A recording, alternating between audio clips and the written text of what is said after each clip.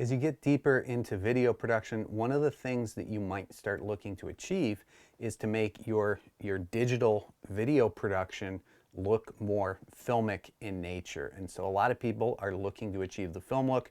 Maybe it's something you've already been exploring, whether using basic color correction tools that are built within DaVinci Resolve or Premiere Pro, or perhaps you've tried purchasing LUTs that are designed to help you achieve that look.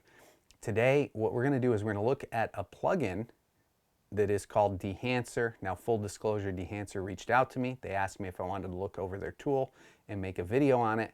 And the first step before I responded was I looked into their tool to try to figure out if it was something that I was interested in learning more about, and if it was something that I thought I might actually be interested in using myself. And the answer to both of those questions is yes.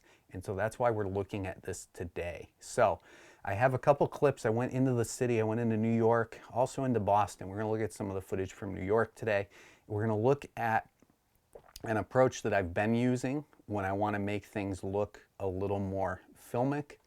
And we are going to then look and compare to what Dehancer is able to produce. And so let's jump into Resolve. Now we'll start with this clip here. We're going to come over to the color tab because this is where all the magic happens. Now it should be said that you should have an understanding of some basic color corrections in order to achieve the look that you're looking to achieve, because you shouldn't be looking for that one size fits all. What a lot of people make the mistake of is they look at a LUT as like taking a photo with your phone and applying an Instagram filter. And really what we're doing is we're first looking at and making our primary adjustments and making sure exposure looks good. We're looking to make sure there's no color casts. If we have a series of shots or different scenes, we might be looking for shot-to-shot consistency before we start applying a look. So first you do the color corrections part of the workflow to make sure everything is as it should be. Then you apply the look to what you have corrected. And so there's a few steps to that. We're not going through those today because really I just want to show you what this tool is capable of, and I want to explore it a little bit with you. I haven't looked too much at it. I've done a little bit of research, but we're going to explore it. We're going to look at the different features and see what it's capable of.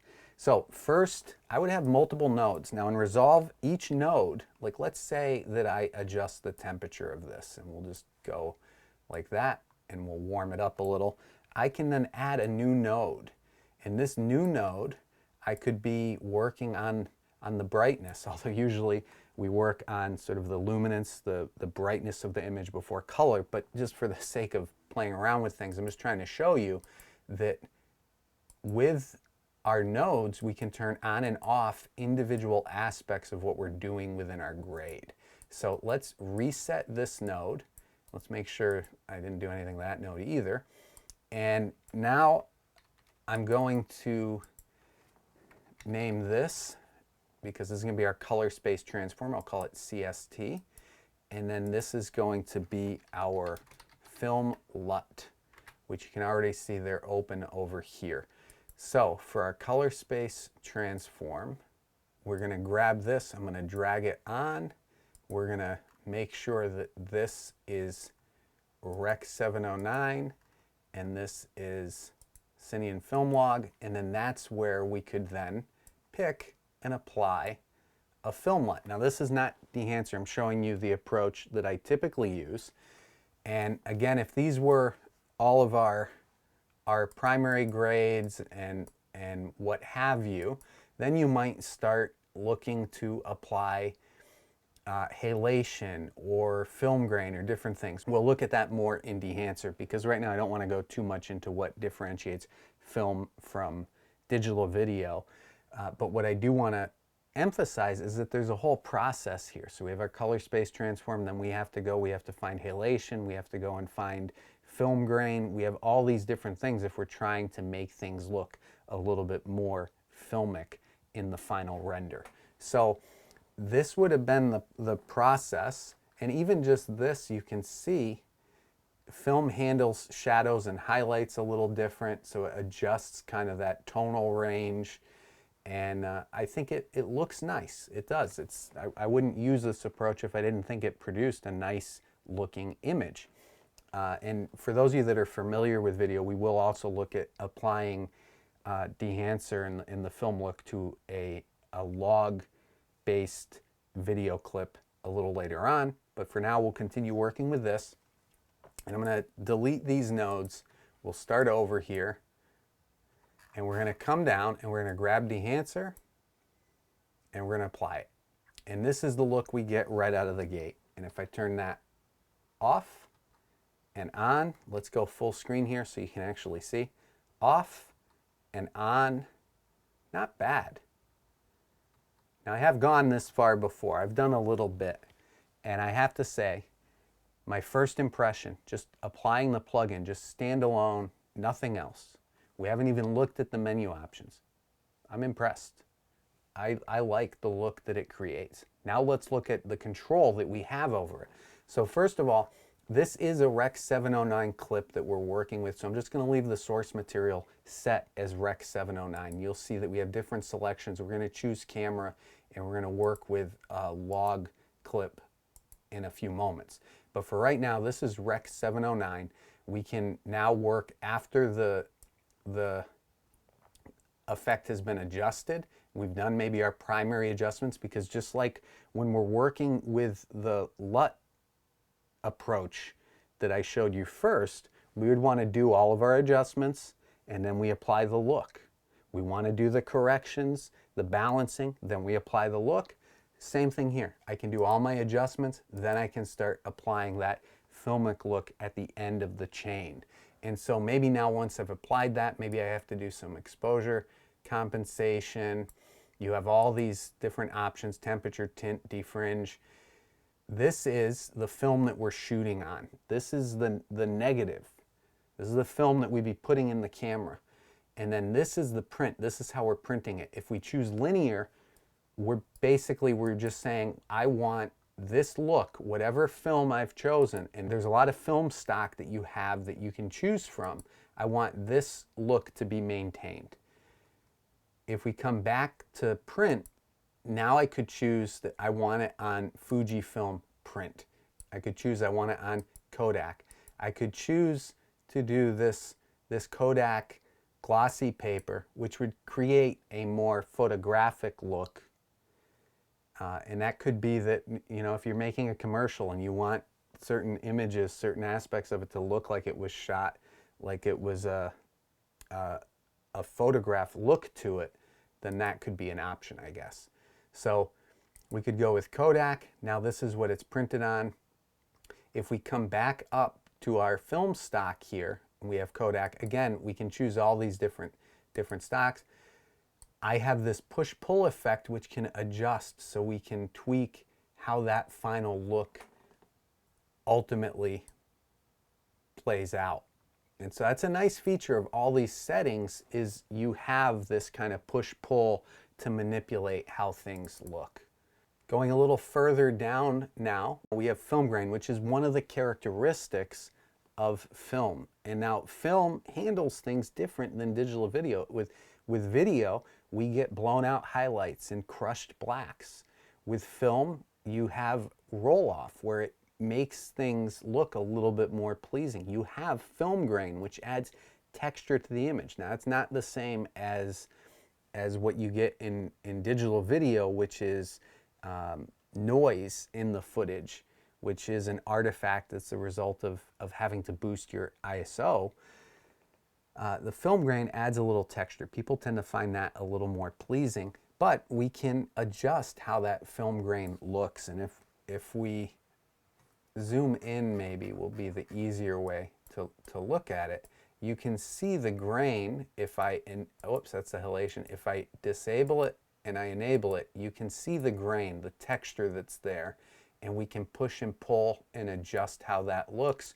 We can come over here and we can change exactly what the grain is, and then we can always reset things back to the default amounts after we've played around with it a little bit. If we're not sure where we started from and we want to get back there, you can always reset any of these options by just hitting the reset, or always just double click and it brings it back. So that's film grain. Let's zoom back out. Another aspect is this halation effect, which is something that I typically would add in the chain for certain videos where you kind of see that halation has to do with light scattering within the film and the highlights, and it creates kind of this glow, this rim around the edges.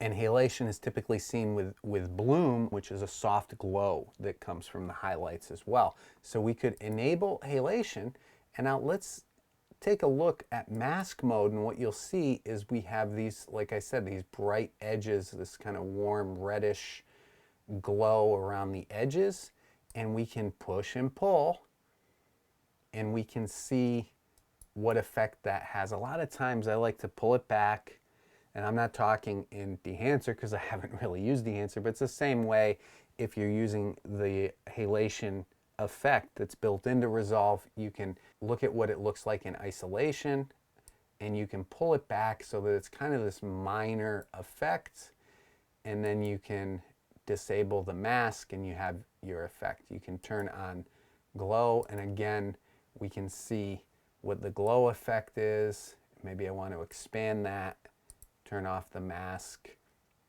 and we have that effect.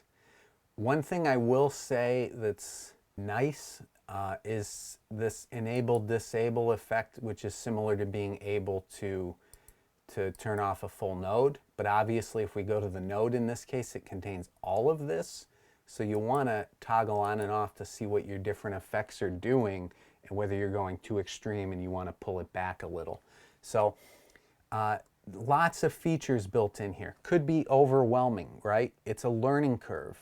That's part of the joy of the art of filmmaking, is there's always something to learn. And that's one of the things that when I started looking into this plugin, it was a common theme that people would say it's a very powerful plugin, but there's a learning curve involved. Now, I do want to show you that where that learning curve is involved, you have resources. You can go to Dehancer and you have guides that you can open which will discuss what the different features are, and they will give you an understanding of why these different features exist, where they come into play when working with film, and what they're trying to achieve within the tool to your digital media in order to create that same sort of effect. So there's, aside from just obviously going to YouTube and watching videos, I think it's helpful to go to the source. I want to kind of hear it directly from the people that built it, what they're trying to achieve. I would tell you, don't completely trust me, especially this isn't my area of expertise. I'm learning with you. There are some basics that I understand, but I work with digital video, and I started off working with VHS tapes. I haven't worked with film. I don't know film aside from the aspects that I've already looked into, learning how to apply to digital video that I showed you at the beginning of this.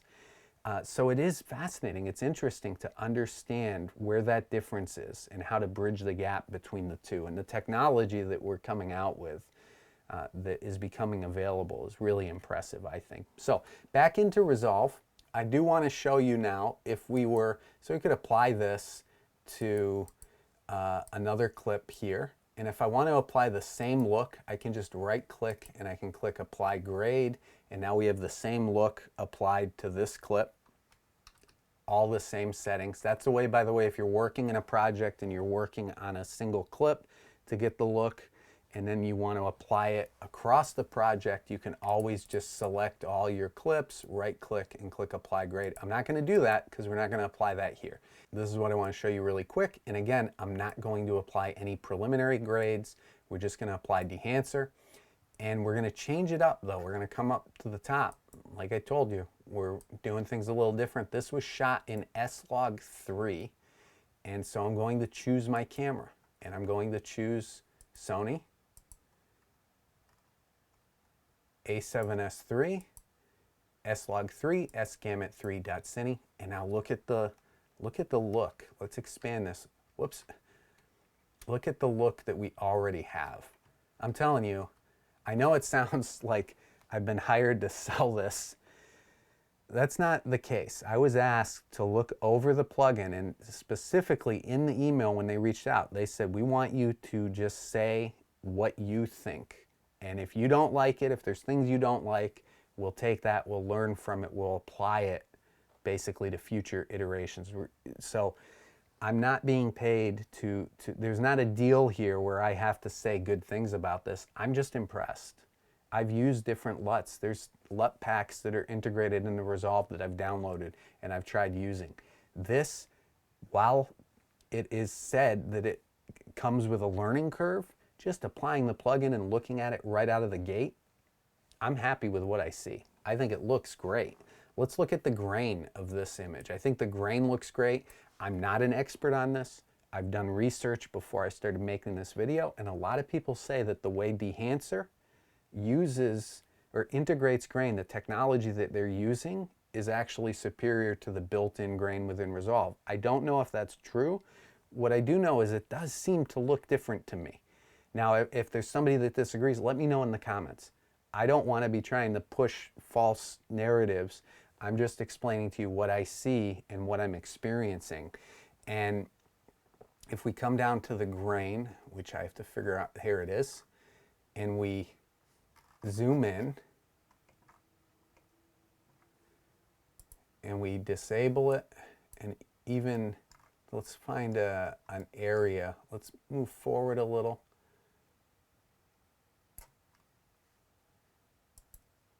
Enabled, disabled. There's the grain. There's that texture. How much do you want? You can push and pull. What do you want?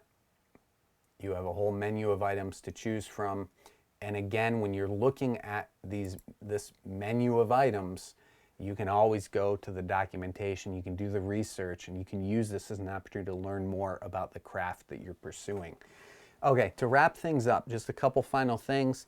They do offer a plugin for your smartphone, and that can be beneficial because while I prefer using my camera, editing everything on my computer, we live in a world in which people are on social media.